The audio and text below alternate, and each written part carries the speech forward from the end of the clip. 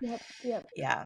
I remember And going back to work after getting sick, and I was like, I can only work Monday, Wednesday, and Friday because Tuesday and Thursday I need to recover oh from yeah, the day before. my off days, it was all recovery, just Yep, laying around. And I gave everything I could and pushed through for work, and there was yep. nothing left. Welcome to the Controlled Health Podcast, where we discuss topics on whole body wellness so that you can take back control of your health. Hello, if you have not been here before, my name is Andrea, and I am your host for the Controlled Health Podcast. First, I just want you to note that this podcast is for educational purposes only, and if you choose to implement anything that is spoken of in this show, to please seek a healthcare professional. Second, in today's video, I want to apologize for my audio. Lynn's audio is great, but mine seems to not be as high quality. It kind of sounds like I'm underwater, but I got a new mic, and if you are on YouTube, you will be able to see my new mic. So hopefully that will fix any audio issues going forward. But in this conversation, Lynn talks about the struggles that she has went through with mast cell activation syndrome and something called hereditary alpha tryptophanemia. I know that's a mouthful, but her and I discuss what that is and what the symptoms are like. I personally have dealt with mast cell activation syndrome. I don't believe I have the hereditary gene mutation like she does, but I definitely have to be careful because my body does not detox properly. Lynn also shares her struggles that she dealt with morbid obesity. She was around 350 pounds. And out of desperation, she knew that she had to do something, so she turned to the carnivore diet. Since then, she has experienced so many changes, including weight loss, less symptoms, and just overall well-being. Lynn is also still working to detox from mold, just like I am. And she is also a Christian. Her and I talk about Jesus all the time. She is such a dear friend and sister in Christ. But that is all. Now let's get to the show. Yeah. Well, how was your day today? What did your Tuesday look like? So far, just really low key.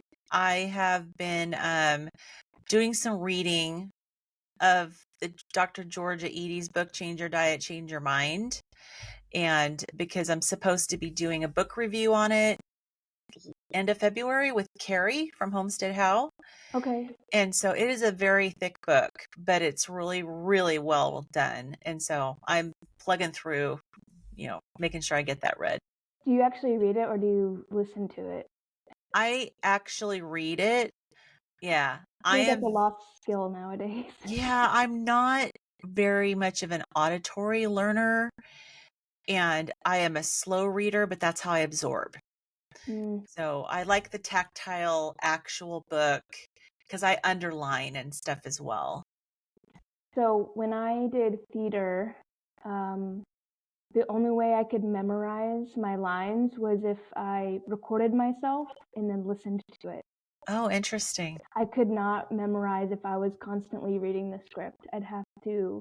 So I'm definitely an audio learner, and I guess I'm a visual learner, but not when it comes to reading. Yeah. But when I did Muay Thai, if I saw somebody punch a certain way, then I could automatically just do it.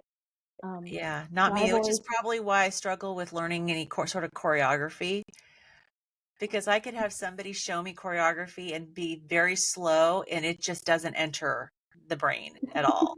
Like, I don't know what you did, but it looks nothing like what I did. It's so funny.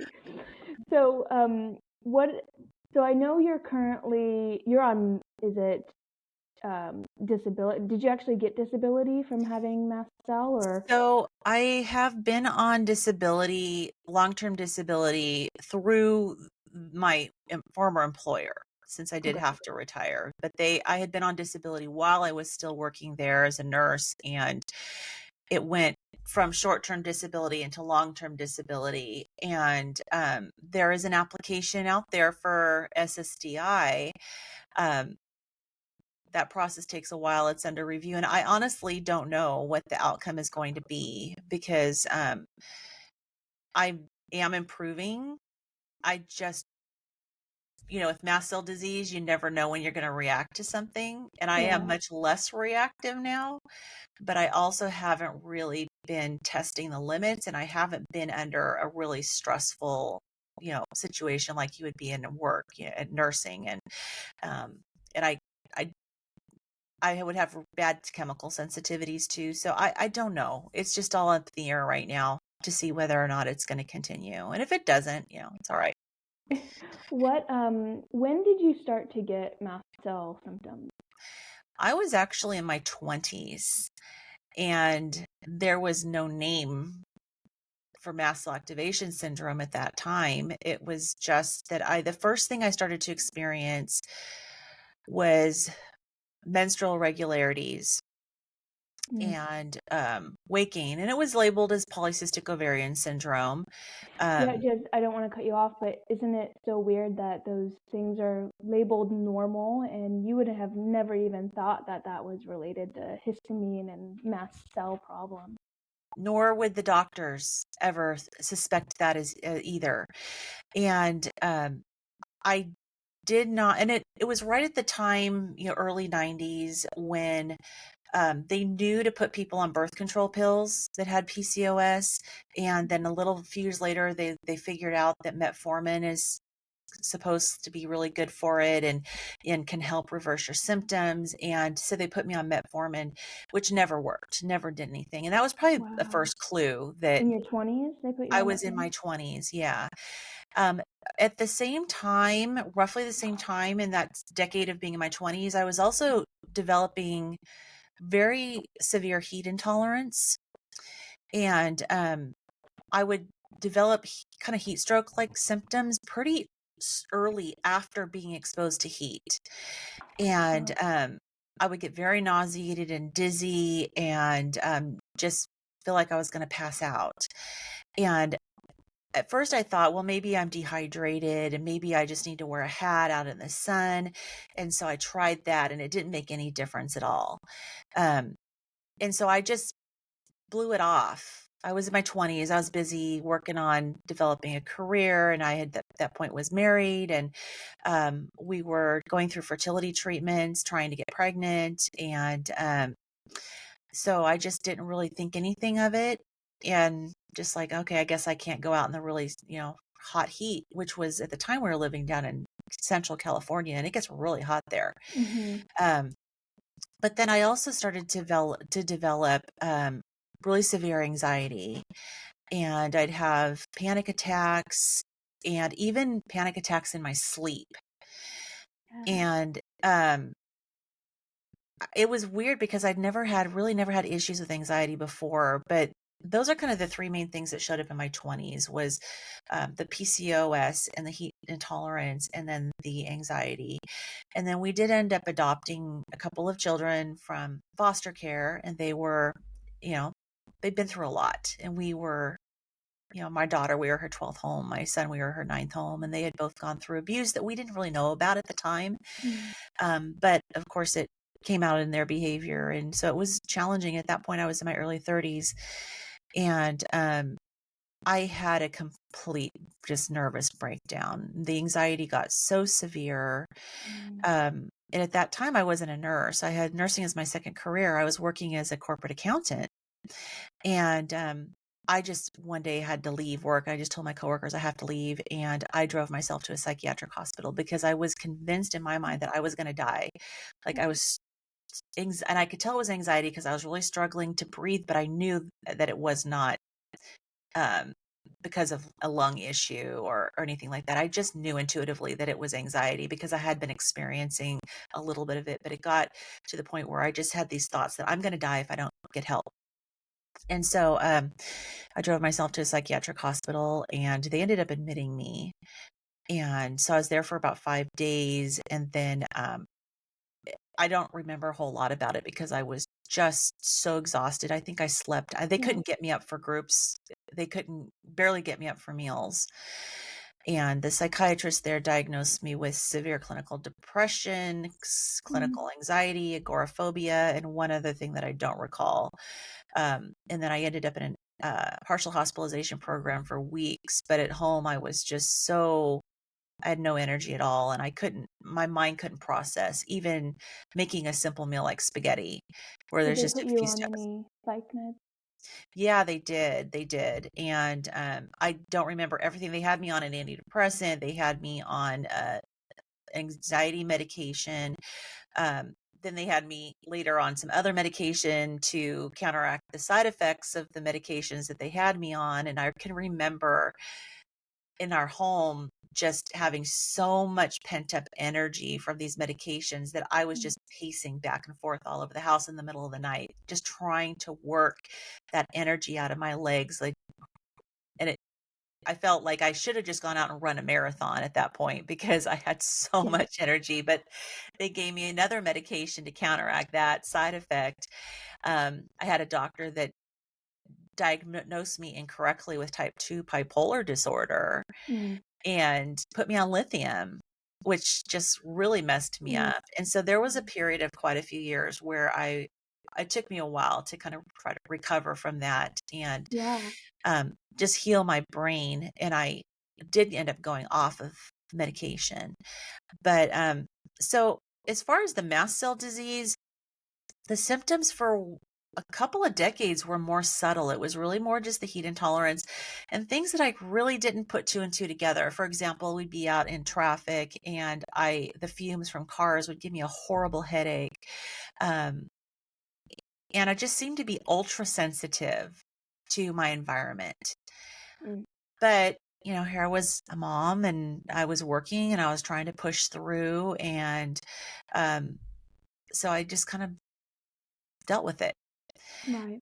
And So you actually have a mutation in your tryptase, right? correct. Yes. I Okay. also have hereditary alpha tryptocemia, Okay. which means that when my mast cells degranulate, they produce extra copies of tryptase.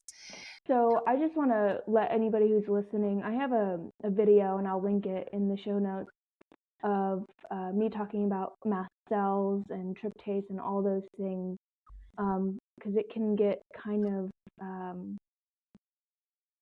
it can get hard to understand, but once you understand that histamines or mast cells live in every part of your body, you realize that you can have a laundry list of symptoms Yes. that can happen. It can affect like your mental state, it can affect your digestion, it can affect your reproduction, it can affect your skin, which most of the Muscles, time, joints, muscles, joints. So bones, heart, yep. lungs, everything.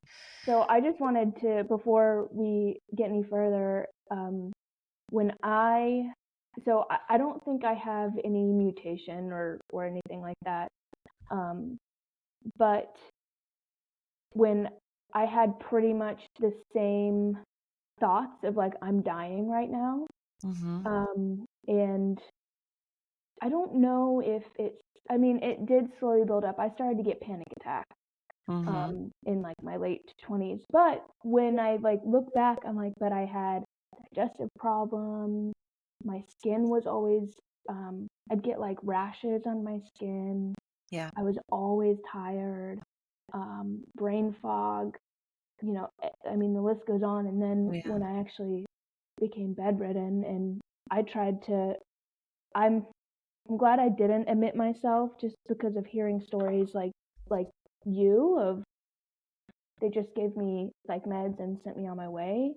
And I'm not saying that those never work, but in a case of mast cell, that can actually make things worse because Well, it's so sensitive. fortunately, benzodiazepines will stabilize your mast cells. That's awesome. And so but there are medications that are not good for mast cell activation syndrome, but the benzos are actually, some people overuse them to get their mast cell symptoms under control. And so you have to I be didn't know really that. careful. But I still do have a prescription for Ativan.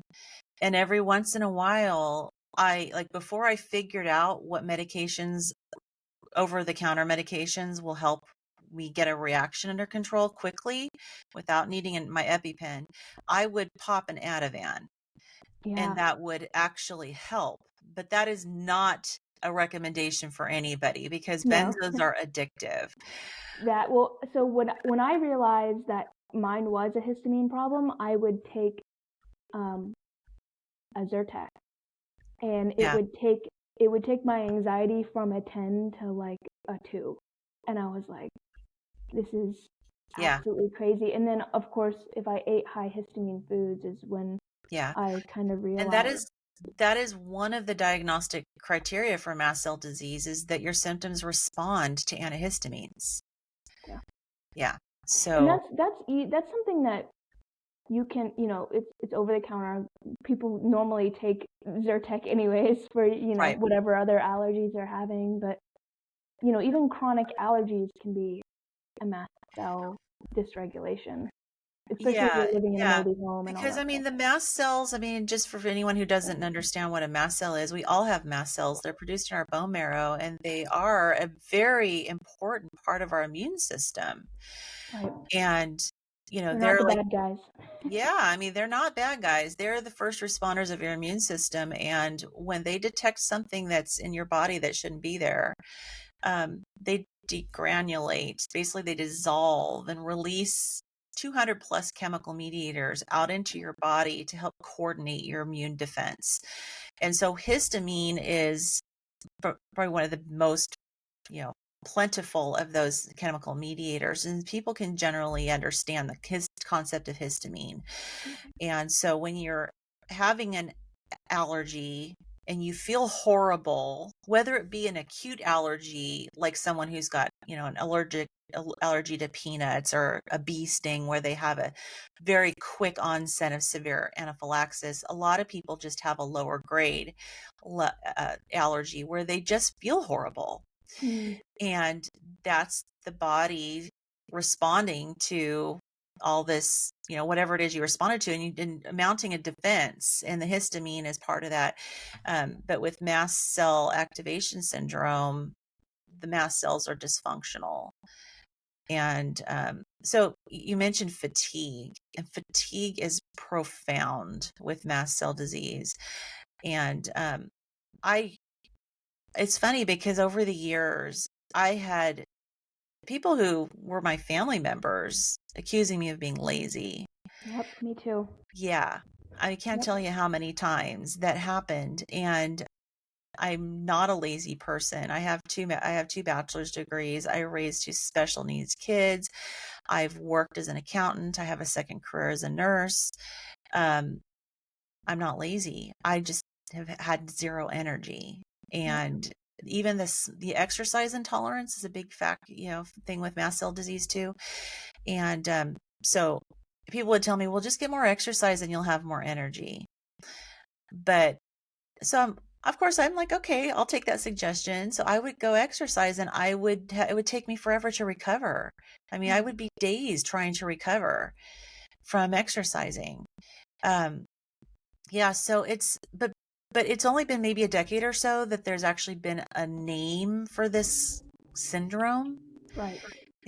There was an awareness of systemic mastocytosis, which is different. Your body's producing too many mast cells. But mast activation syndrome is more relatively recent as far as what we've known about it, because it's not that I have too many mast cells, it's the mast cells are not behaving properly. Right, And they think everything is a problem. they think everything is a reason to degranulate and Yes. release those chemicals and that make you feel horrible. And so my whole life I felt terrible. Pretty much every day of the year I felt like I was coming down with something. Yeah. And you can get these, sometimes it's like a pre-flu or pre-viral infection type symptoms where you're just exhausted and drained and you're achy, and it can affect the sinuses too. You get congested and the brain fogs is horrible. And, so we're walking around kind of like the Walking Dead, trying to push through, feeling horrible every day. Yeah, I've been working out and I've been doing pretty good, moderating, slowly increasing, but I think I did too much yesterday, and how you're explaining like the flu is kind of how I feel today. I just like my tonsils kind of feel tight and I'm just tired, and I feel like I'm gonna get sick kind of, but I know I'm not, because I know Right. when I overdo it, this happens every single time. Right. And And it's funny too, because I know too when I'm not actually sick, because you just kind of know what that feels like.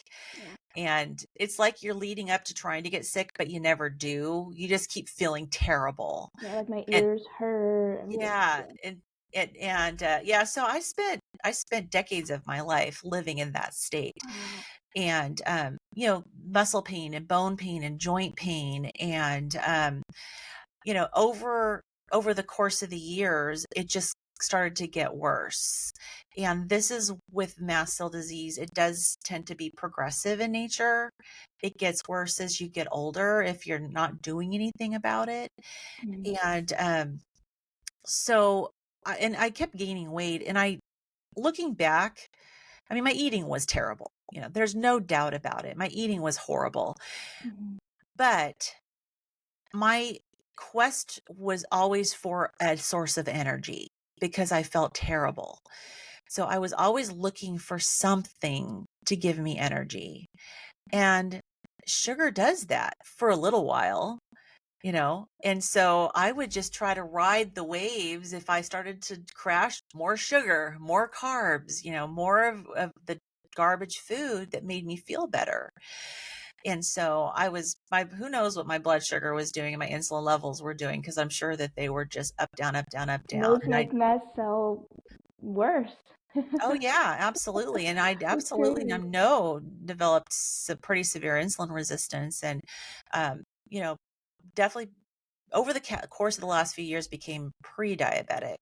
Mhm. Um, but it kind of started to over the last decade, and I'm 55 now, so it was maybe the last 8 years. Things started to ramp up as far as my symptoms. And at that point, I was a nurse and I was working in a hospital. And the first time I really had more of an acute episode was at work. And I was working with some patients that were on contact precautions. And so I had to gown up and do the whole PPE thing. And the gowns are very suffocating. They're hot. And so I was gowning up to go into a patient room, and I started to feel dizzy. And so the nurses, my colleagues, came and rushed toward me, because I said, "Oh, I'm feeling guilty." And one of the nurses overheard me, and they all kind of swarmed at me and took my vitals, and I was experiencing severe tachycardia and hypertension. And so the charge nurse said, "Go down to the ER." And so I went down to the ER in the hospital. Good thing you were already there. I was already there, exactly. And so and it was a wonderful I loved my colleagues at that. It was a really great hospital. And but yeah, everyone covered for my patients, and they sent me down to the ER, and the doctor down there did a full cardiac workup, did a CT scan of my head, make sure I wasn't having a stroke, and everything came out clear, no problems as far as they were concerned, and sent me home with some meclizine, and maybe it's your ear. And so I took the meclizine, and it didn't do anything. So I ended up following up with the neurologist, and the neurologist did an MRI of my brain, didn't find any issues. And, over the course of the years until I got diagnosed, I had seen like 17 different specialists trying to figure out what was wrong with me, with all the weird symptoms I was having over the years. And I've been tested for rheumatoid arthritis, and I've all these other different things, and diagnosed with fibromyalgia, and Mhm. diagnosed kind of alluded to chronic fatigue Did you ever syndrome. And feel crazy through all of this? I did, and it was exhausting too, Yeah. because I just and it's funny because when you deal with anxiety, and my anxiety was very much a hypochondriac. And so when I ended up going for my second career in nursing, I just told my husband, I said, well, yeah, this is going to be a breeze because I've already read about or manifested every disease in the book, you know. And because I was trying to figure out what on earth is wrong with me. And, the problem with going to a specialist is they're just looking at your one facet of what's going on. And with mast cell disease, you really do have to look at it from a holistic standpoint. And again, that, there wasn't a name for it at the time. But so I just continued to push through. That episode passed and I knew I didn't feel well, but I'm working 12-hour shifts.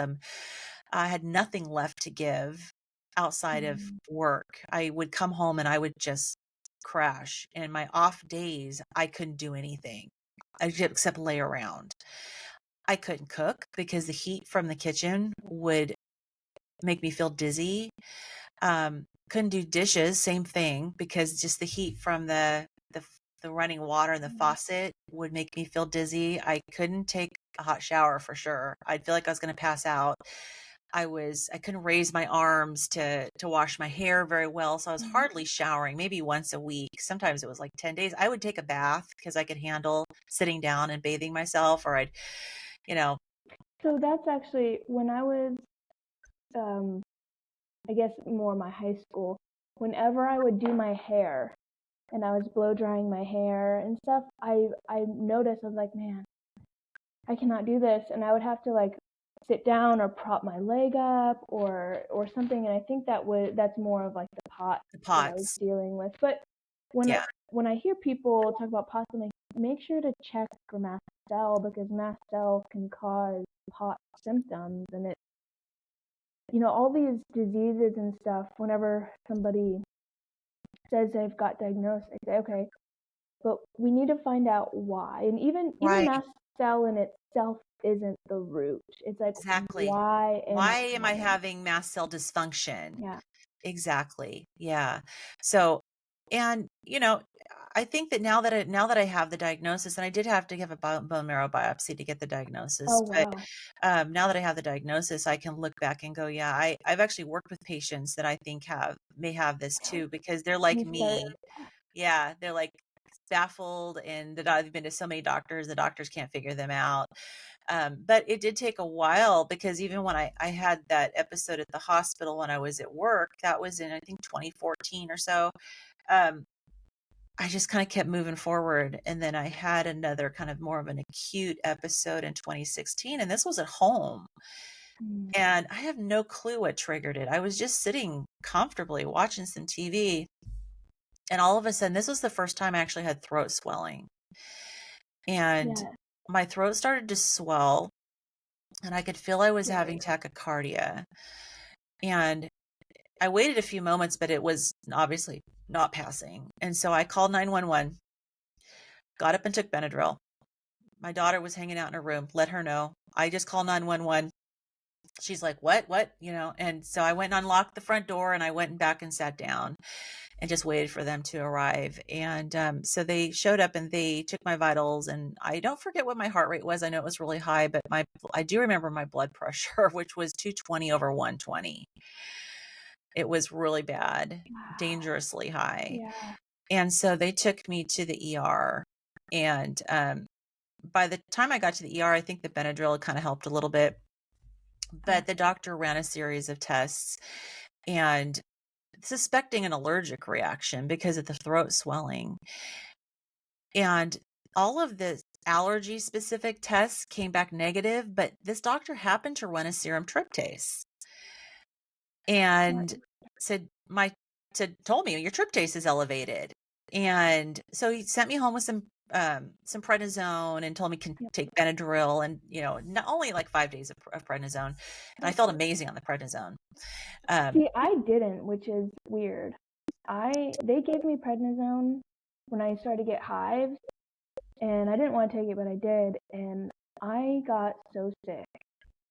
I mean, I was it's so sick. it has a lot of side effects. It can have a lot of side Yeah. effects, and there are people that just don't tolerate prednisone. Yeah, I did And not again, do I was well. only on 5 days, Yeah, me and too. so it was just a really, really short course. It wasn't even long enough to need a taper down or anything like that. Right.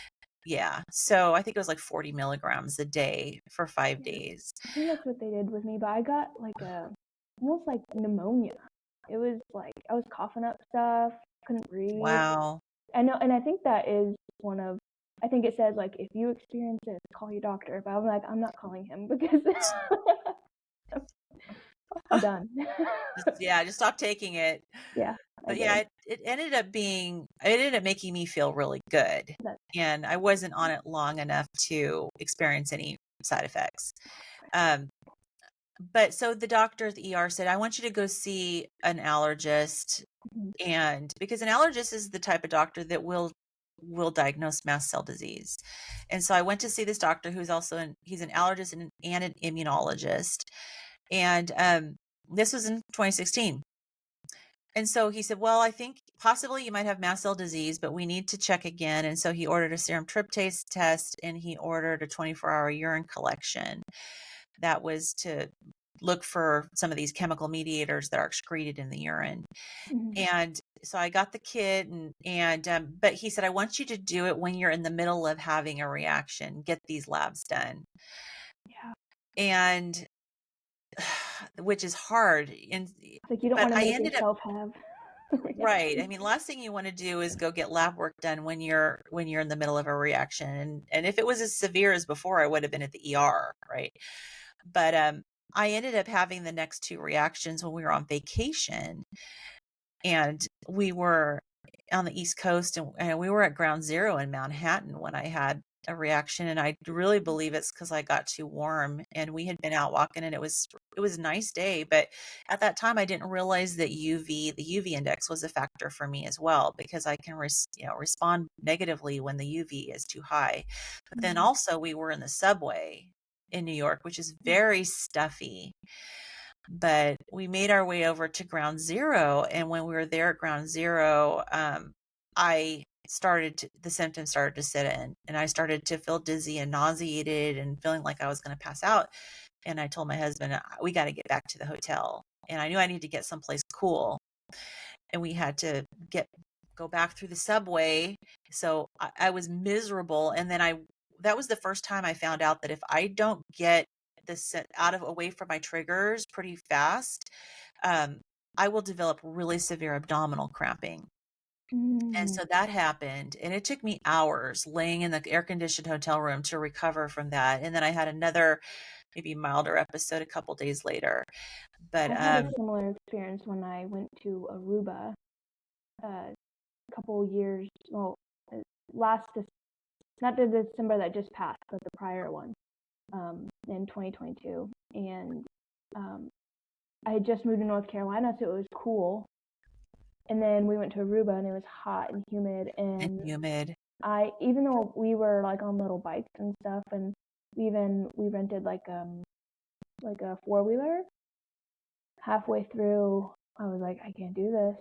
And we were in the middle of nowhere on this 4-wheeler. Oh no. And I said, I'm going to pass out.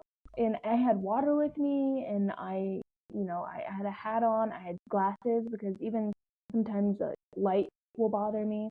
Like I did everything that I knew I could do. I ate before I went, like all these things. And I had to sit in the back with my legs Yeah. in the air. And then when we got back to the hotel, Dan had to like carry me in upstairs, and we had to I wasn't able to cool down. Like I wasn't sweating. I was overheating, and he threw me into the shower and put like cold packs under my Yeah. armpits, Yeah. and I was like, is this gonna be the rest of my life? Because I mean, I grew up in Florida. I used to ride horses in the middle of summer. Yeah. Like I was like, what is wrong? Like this I is was the same growing up in Central Valley of California, where it was always like triple digits in the summer, and I was yeah. out there in the middle of the heat just loving it. And yeah, I know, I totally understand. And it's like you're afraid to go do things. Yeah. when you're always wondering if you're going to have a reaction. And I always have my rescue meds with me wherever I go. Right. But it's very life altering because there's always that fear in the back of your mind that something's going to happen and you're going to be out in the middle of nowhere. Which also drives histamines, Yeah, fear, yeah, fear. yeah. So it's like a vicious cycle. So you were, in Manhattan, you had an episode, and this is when your doctor was telling you to do the labs and stuff. So Right. So it didn't get it done. And, and then we were in Manhattan for a few days, and then we went on a cruise, and the second one happened in Portland, Maine, when we were on a short, offshore. And oh man, I was pretty close to the ship. And so when I started to feel the symptoms kick in, I told my husband we need to get back to the ship and so I can cool down. And it wasn't that it was very hot. And this is the first time that I really figured out that it really isn't how hot it is outside. Like I overheat. I can overheat in 70 degrees. yeah.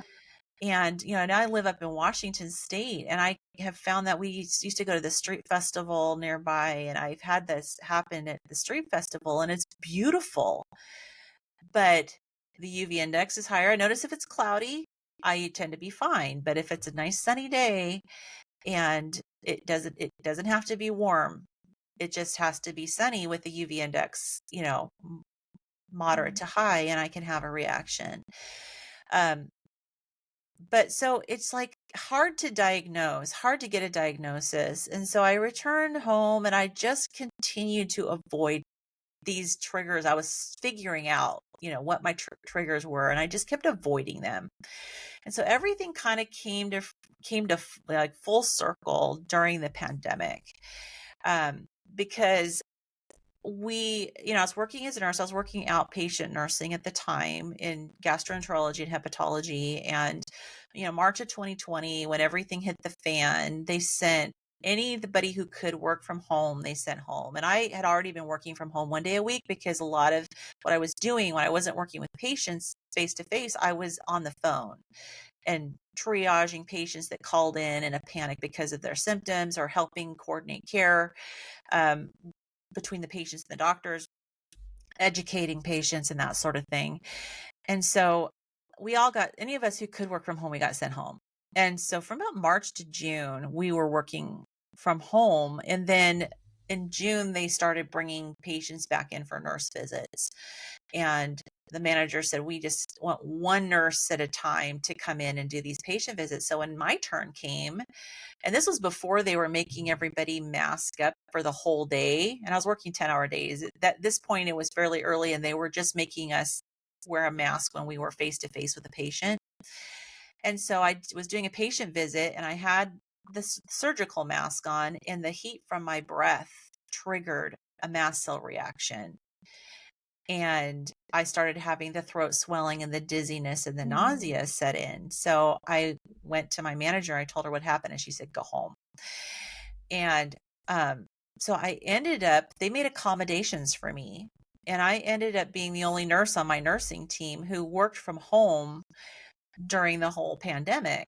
And I was very grateful for that. Yeah. Because I could not wear a mask, and it didn't just affect my work, it affected me going any place, because they were making everywhere you went. I mean, you know how it was. They were making everybody wear masks.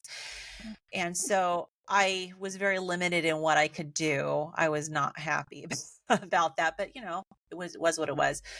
But then what happened was, as things got to be settled down a little bit, it was early 2022, my manager's boss said, we need all of our nurses to be able to be in the office.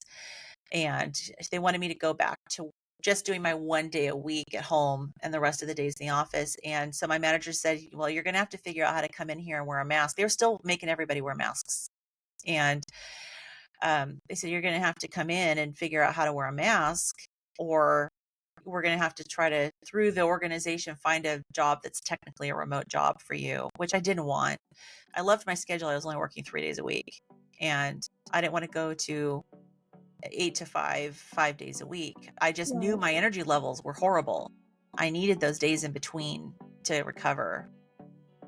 We all know what we put in our body matters, but what we put on our skin also matters. That is why I'm a huge advocate for putting things natural on our skin like tallow or olive oil. But in my case, I found that sometimes it doesn't really do the trick, so I have to rely on other products. One of my favorite products that I rely on is Beautycounter. Their products not only get the job done, they go above and beyond to make sure that their products are clean and safe. In fact, most of their products are actually EWG certified. EWG is the Environmental Working Group, and their mission is to provide research so you can make an informed decision to live a healthy life free of toxins. They focus on everything from food, water, agriculture, to things like PFAs and personal care products. Most of our products nowadays can cause hormonal disruption and even make our skin worse. This is why I rely on EWG to see if my products are safe. Back to Beautycounter, one of my favorite products right now is this All Bright Vitamin C. This uses all natural vitamin C from turmeric and camu to help even skin tone and even help with the radiance of your skin. If you would like to support my show or see all the other products that Beautycounter offers, you can go to the link in the show notes below. Also, if it is your first time shopping with Beautycounter, you can get 20% off your first order using Clean for All 20. Also, don't forget to check out EWG to see if your household products and body care products are safe. Now, back to the show. Yep. Yeah. I remember going back to work after getting sick, and I was like, I can only work Monday, Wednesday, and Friday because Tuesday and Thursday I need to recover from the day before. My off days, it was all recovery, just laying around. And I gave everything I could and pushed through for work, and there was nothing left. So I just asked them, is it okay? You know, I was in the middle of getting an investigation of what was going on several years ago. Is it okay if I go back to see the doctor? And over the course of the time, I had actually been on FMLA off and on because I was having these weird reactions. I was having flushing really bad. Or if I was at work and I'd go sit by a sunny window in the break room, I'd go back into the office with my colleagues and they would go, "What is wrong with you?" Because my face was beet red and full of blotches. And I was having these UV type reactions to the sun. And I would get these, they felt like menopausal hot flashes. And I was not in menopause. I still haven't reached menopause. But I get those blotches too when I take hot showers. Oh my goodness. All Yeah. over my legs. And I they scared people. Yeah. They kind of, they're, I wouldn't say they're raised like hives, but if I like sit out in the sun too, I'll get like the splotchy, or if I'm driving and the sun comes to the window and it's on part of my leg, it's like that. Even my computer too, if I set my computer on my lap, Oh it's like yeah, the heat it's and warm. radiation from the computer will give me the little blotchy rashes. Yeah, mine was mostly in my face, which is horrible. I mean, The worst part. oh my gosh, yeah, I looked horrible, and I did end up, I went to see a dermatologist who said it was rosacea, which I know that I do have rosacea issues. That reaction was kind of acute when I'd have those types of, by the window reactions. Yeah, I was worried my coworker. So I had already been experiencing weird symptoms over the years that I worked in outpatient nursing. But so I did end up going back to the allergist, and the allergist said, let's just test you. Let's not wait for you to have a reaction. Let's just test and see what comes up. So I did the serum tryptase. I did the 24-hour urine collection, and the serum tryptase came back elevated again, more elevated than it was when I was actually having a reaction in 2016, and I was in the ER, and it was 20 something. And 20 is the cutoff for when they just don't know if it's systemic mastocytosis versus mast cell activation syndrome. the way to find out is to go have a bone marrow biopsy. Right. And one of the things in the urine test was also elevated as well. But so I ended up having a bone marrow biopsy in March of 22, and which took me forever to recover from. I did not know at the time that there's a protocol for pre-medicating for procedures with mast cell disease. And so I didn't know at the time about the society website. There's a website that is called tmsforacure.org. And that has a lot of resources, emergency protocols. There are medications that are not compatible with mast cell disease. So it lists all those, and it tells you what to take before a procedure so that the procedure itself doesn't stimulate degranulation of the mast cells. So I knew enough to take Benadryl. So I at least had taken some Benadryl beforehand. Help you go to sleep too. Yeah. But they were still requiring masking. And even though it was the masking that triggered my throat swelling, which I found out later is a stage of anaphylaxis, and I didn't know that there's actually stages to anaphylaxis. Even as a nurse, all I ever heard about was the final stage, which is the severely life-threatening stage. But there are stages to anaphylaxis, and what I was experiencing was the lower levels of anaphylaxis. And I went back and I learned about it. I learned I had been very frequently experiencing stage 1 and stage 2, and sometimes even some stage 3. Now, stage 4 is the life-threatening one. So I never went there. But they were still requiring masking. And I was like, I told them that, I said, the heat from my breath causes my throat to swell. And they didn't care. They said, you got to wear one. And so every moment I could, when no one was in the room with me, I took it off. But they didn't even require me to get a COVID test ahead of time. So it's like I would have gotten one to prove that I don't have an infection. I'm not going to give you anything. Can I please not wear the mask? But they didn't want the COVID test. They just wanted me to wear a mask. And if I had some anaphylaxis, it was like I was upset. Needless to say, I was very I work in healthcare. I'm a nurse. I never realized that the needs for protecting themselves would supersede the need of the patient. And I was very, very put off by that. But I got through it. And fortunately, the actual operating room where they took me for the bone marrow biopsy was cold. So that helped. But it took me at least a couple weeks to just recover from my flare up from that. But I did end up getting diagnosed with mast cell activation syndrome. They ruled out systemic mastocytosis. And go ahead. But the thing is, and then I started learning about it. And the thing about it is that one of the keys is to identify your triggers and avoid your triggers. And so I had to tell my employer, I can't come in and wear a mask because it's one of my triggers and I just can't do it. So I was in the process of trying to figure out what to do with my job. And I ended up having a horrific flare. I ended up getting this abscess on my chest. I had an existing little tiny cyst. And I'd been watching it, but because of my access to medical care during the pandemic, because of the masking thing, I hadn't got it checked out. But I was watching it. I was seeing it hadn't grown. But I ended up found out later, I ended up picking up a weird bacteria in a hot tub that was underchlorinated. And I developed this abscess and it was badly infected. And they put me on antibiotics that didn't work. And I ended up getting really mushy. And I went in and I bit the bullet and went into this urgent care clinic and fought with them about the masking issue and told them I cannot wear a mask. And every time I'd go in, it was like a fight. But they had to drain it and irrigate it. And it turns out that it had tunneled all the way to my sternum. And so so they had to pack it, leave it open.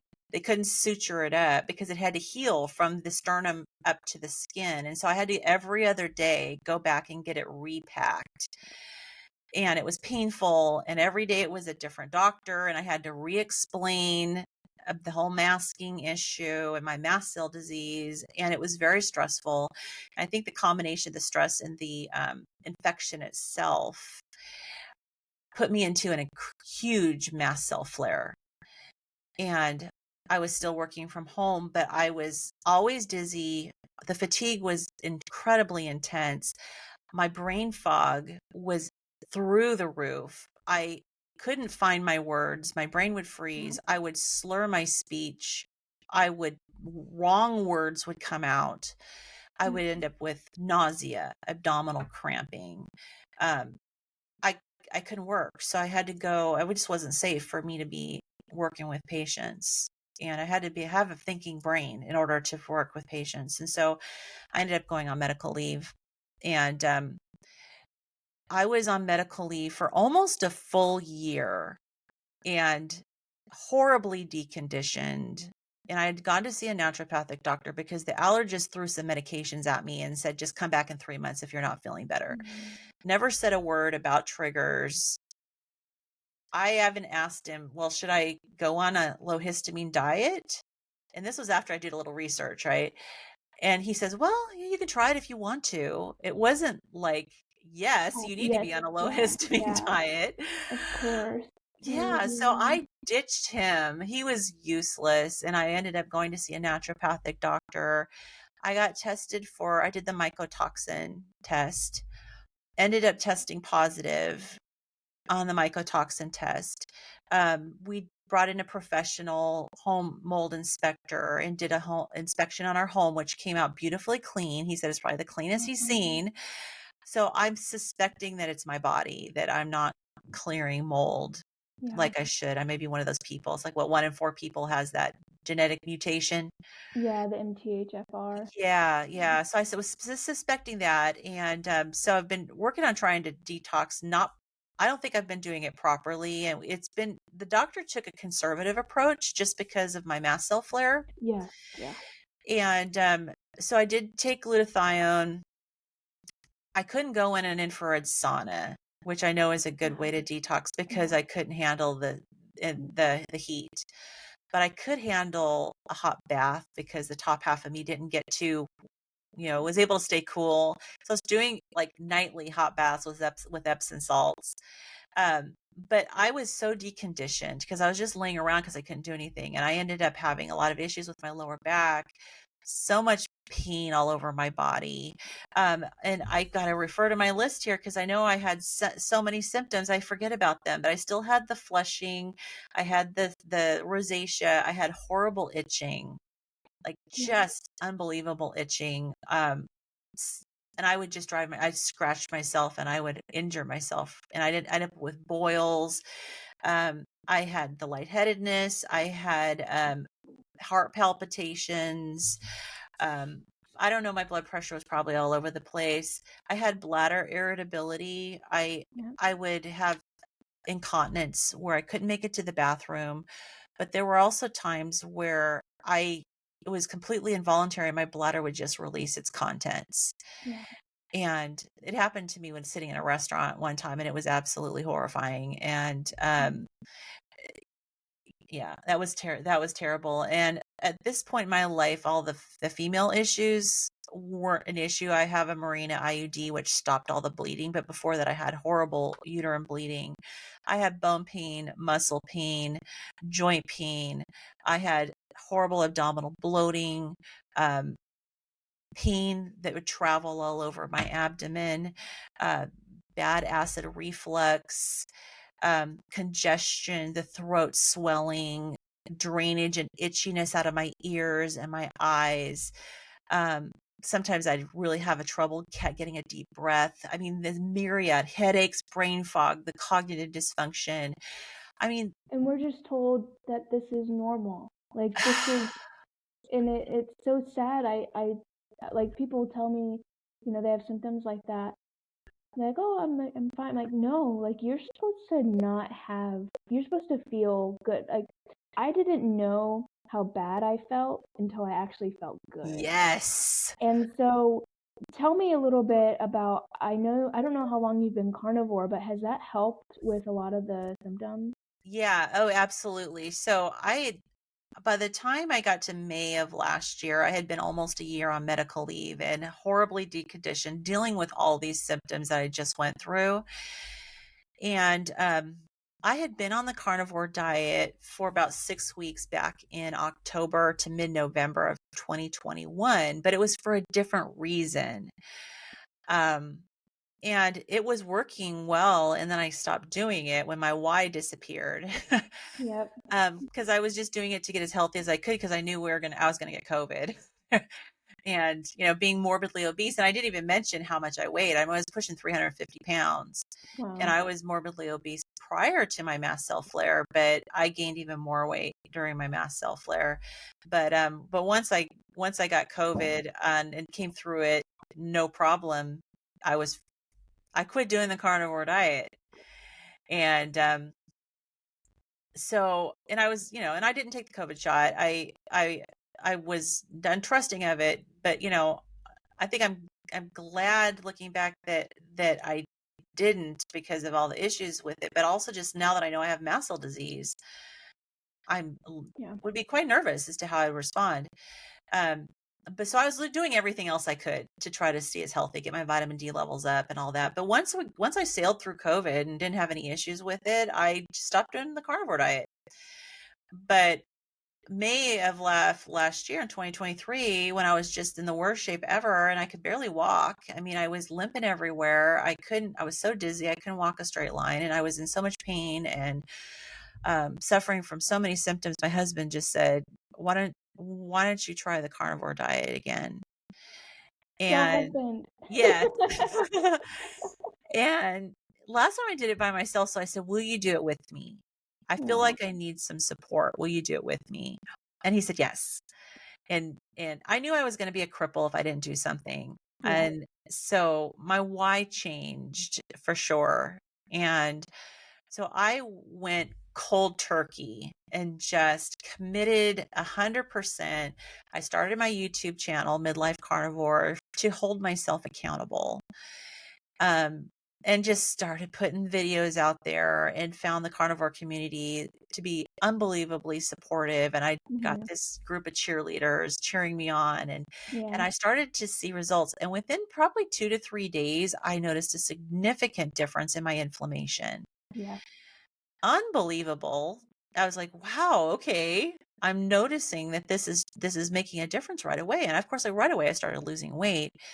But gradually I just noticed that my symptoms were getting better and better. And before I started the carnivore diet, so I have these rescue medications, which I figured out from a Facebook group and some videos that I watched to some doctors that these are good rescue medications. It's a chewable Pepsid and a rapid dissolved Claritin. And I pop them both if I start to have throat swelling. And they'll kind of take care of it real quickly. But I was taking those 2 to 3 times a week.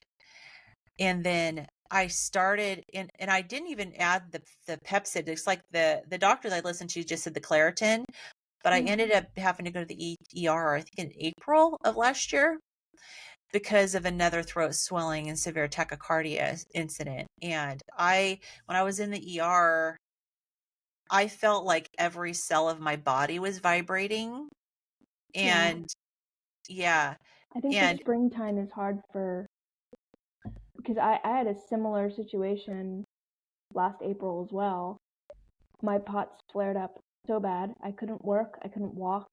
My tachycardia, I was having the throat swelling, everything. And I think it was the pollen, yeah, and I don't know. the change of season. Yeah, it might have been that for me. I don't know, but it was weird because as I'm sitting there, I'm laying there in the ER, and I just told the doctor, I said, I feel like every cell in my body is vibrating, and it's a very unsettling feeling. And I gave him the protocol, the emergency protocol, and we agreed most of the things didn't apply. We're not going to use an EpiPen on me. My heart rate was through the roof. We don't want to set it Right. higher. And so I said, can you give me the IV famotidine, which is the generic for Pepsid? And so he said, yeah, absolutely. So he gave me like 20 milligram dose of IV famotidine. So it went right into my bloodstream. No, I Within just wanted Pepsid is an H1 blocker. Pepsid is an H2 blocker. H2, okay. And then Correct. Claritin is an It's H1. H1. Okay. Right. Which Claritin works more in your airway, and the Pepsid works more in your GI tract. And but systemically it does work. And so I noticed within maybe 10-15 seconds of getting that IV famotidine that vibration feeling just settled right down. Wow. It was profound. And so that's when I added the chewable Pepsid to my rescue medications. But yeah, so before I started the carnivore diet, I was needing to take those every couple days, so maybe 2 to 3 times a week. And then after I started the carnivore diet, it went down to maybe 1 or 2 times a month. And so I was like, this is good. I'm having results, but my rosacea was starting to settle down, but it wasn't really settled down as I wanted it to be. I was still having some gut issues with pain. And I was eating a regular carnivore diet. So I was doing a variety of different meats. I was eating bacon, butter, cheese, eggs.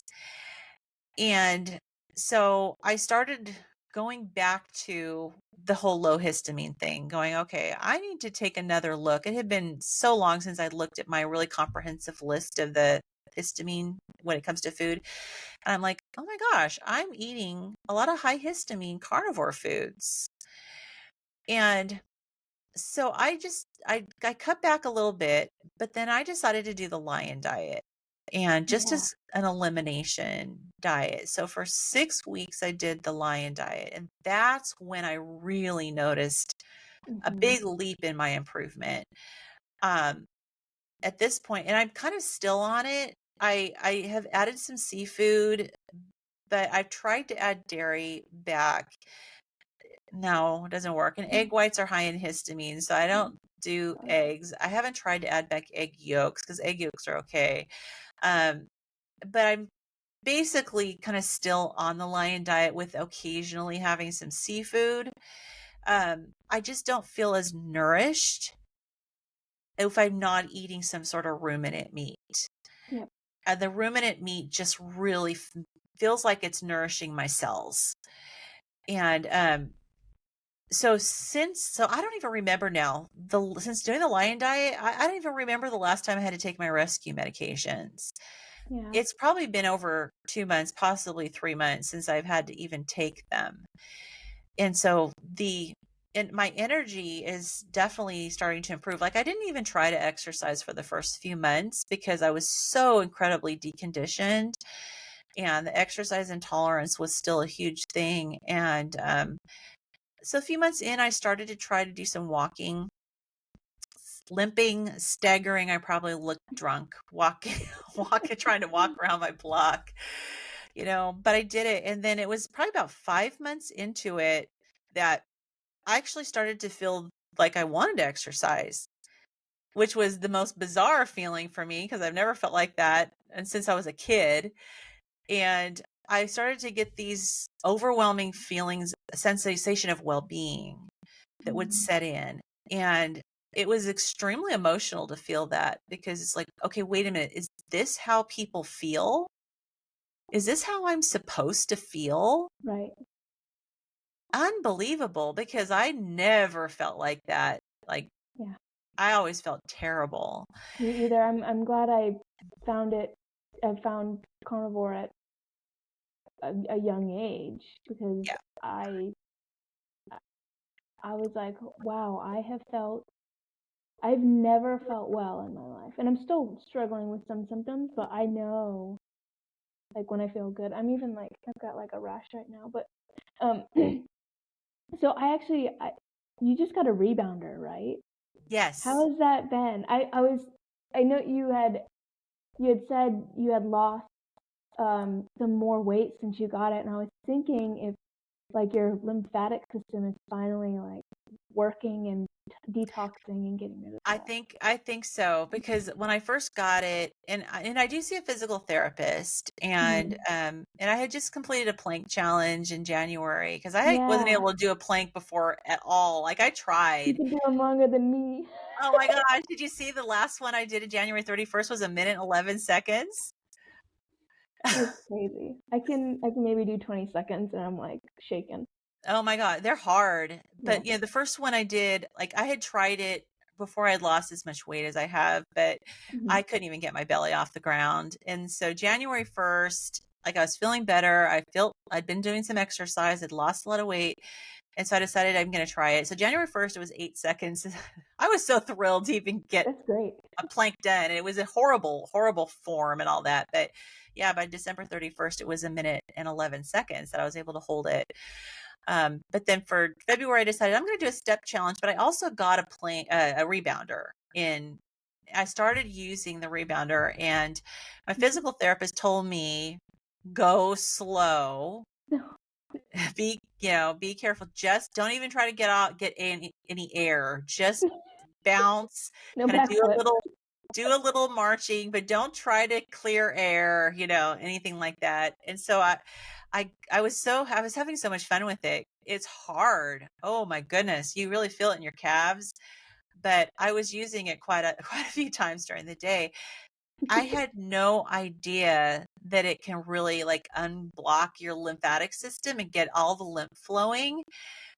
And I ended up exhausted, feeling like I was coming down with the flu, Mhm. and like, what on earth? And I felt terrible, and I mentioned it on my channel, and a lot of my viewers said it's the rebounder, gets your lymphatic system going. So I got through that. I flushed it out, drank a lot of water, slowed it down, and so I have been using it more appropriately now. I am getting a little air every once in a while, but I was just shocked at my latest weigh-in. I know we're pre-recording this, so it's not real time, but my weigh-in, which was February 12th, which is the last one I did, was the biggest 1 week loss I'd ever experienced. Including my actual fat loss, I lost 6.4 pounds in Wow. 1 week. And I have a body composition scale, so I just was curious. I've never had a lot of water loss or fluid loss. I wasn't sure. So the fluid loss was like 0.4. I gained muscle, I gained some more bone density, and yeah, I lost that much fat in 1 week. So I don't know. I put it out there to my viewers. Do you think it's the rebounder? And I've had so many people say, yeah, I think it's the rebounder. I need to get one. Oh my gosh. I had no I idea. don't think my neighbors would like me though. Well, you're Bouncing. young. You could probably really bounce. With me, I just, but occasionally, like I said, I do occasionally catch some air, but not a whole lot. Well, what I do is if I'm in the shower, I'll do like lymph massage, and then I'll kind of like shake.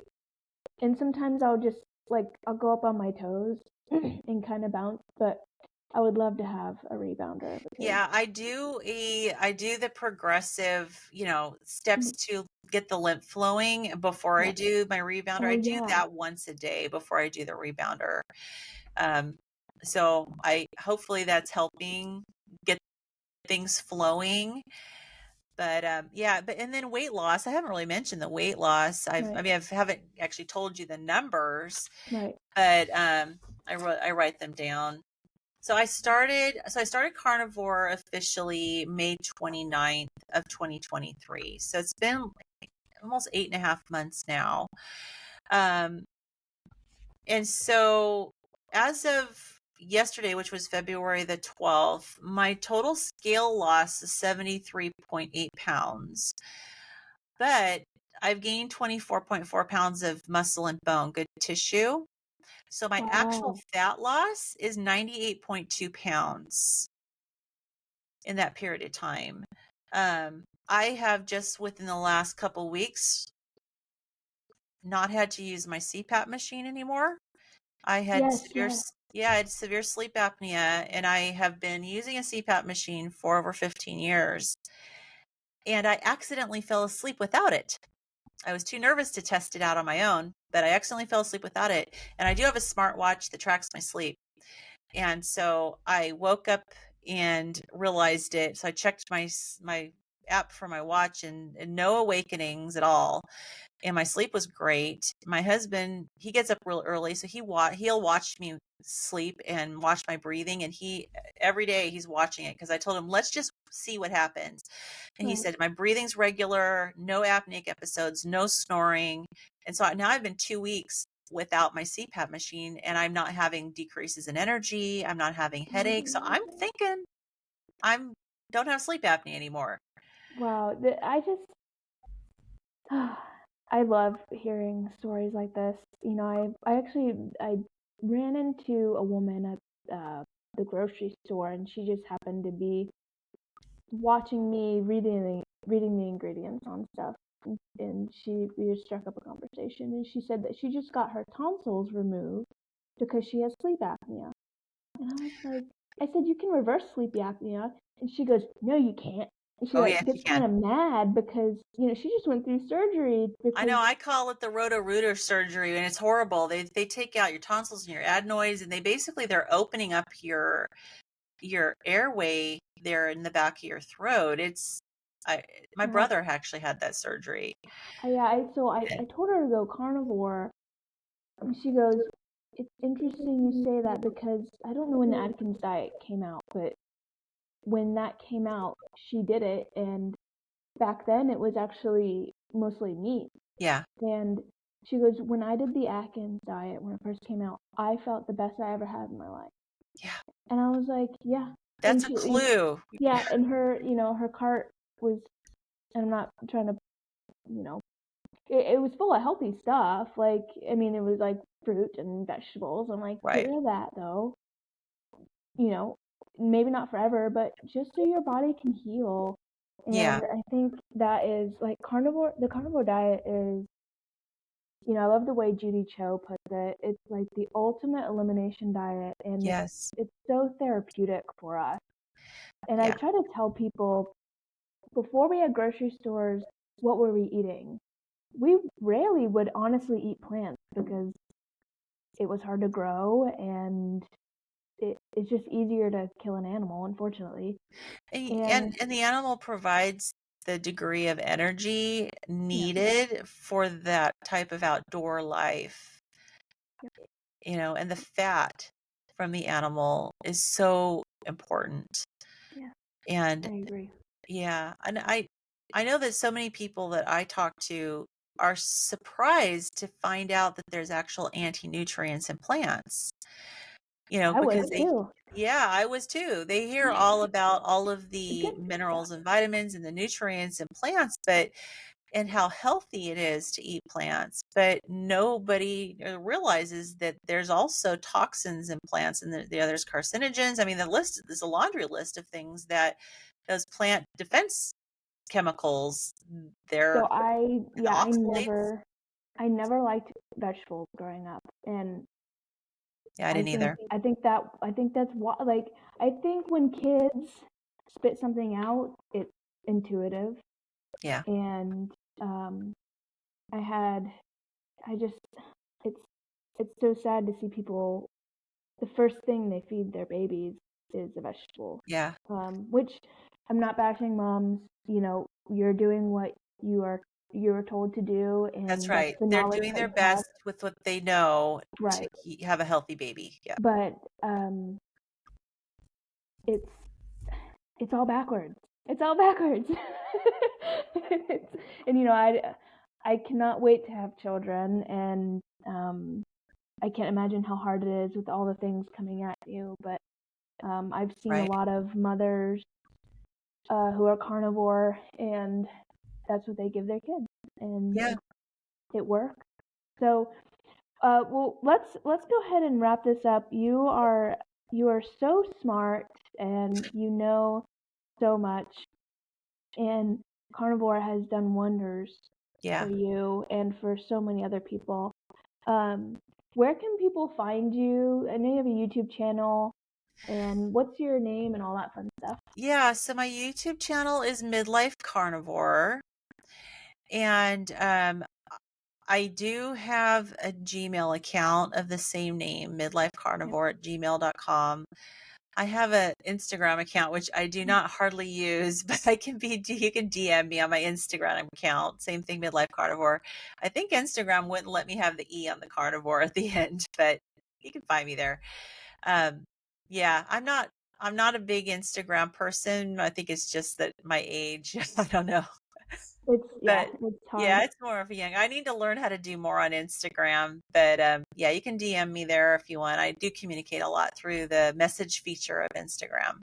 Perfect. And before we go, what is one thing that you would tell the listeners to start doing to take back control of their health, just like you did?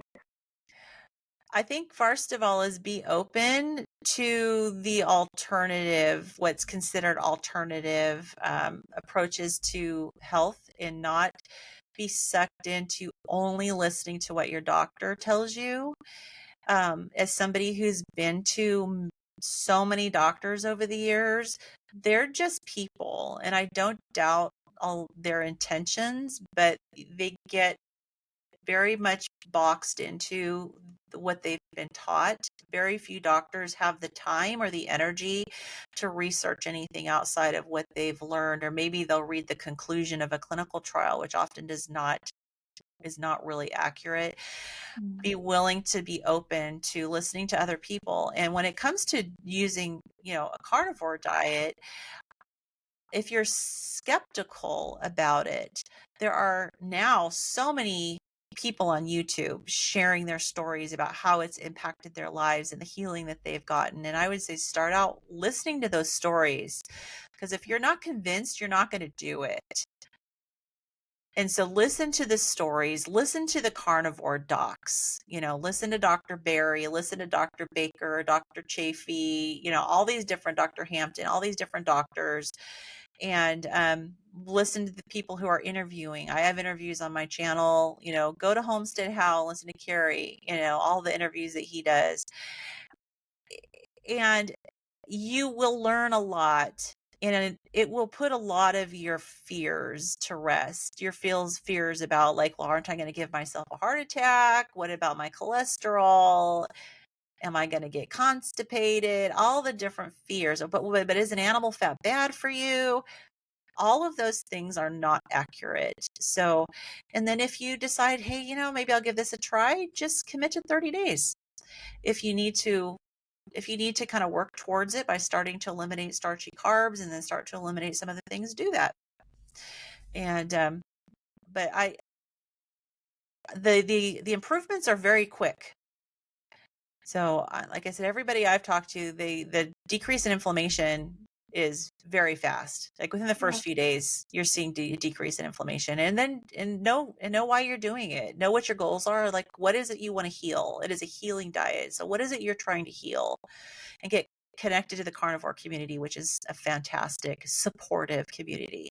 Yeah, they've been amazing, and yeah, I think it took maybe 2 weeks for me to like get some strength back to where I was able to do things, and then probably a good 6 months of before I would say almost like halfway healed. I mean, Oh yeah.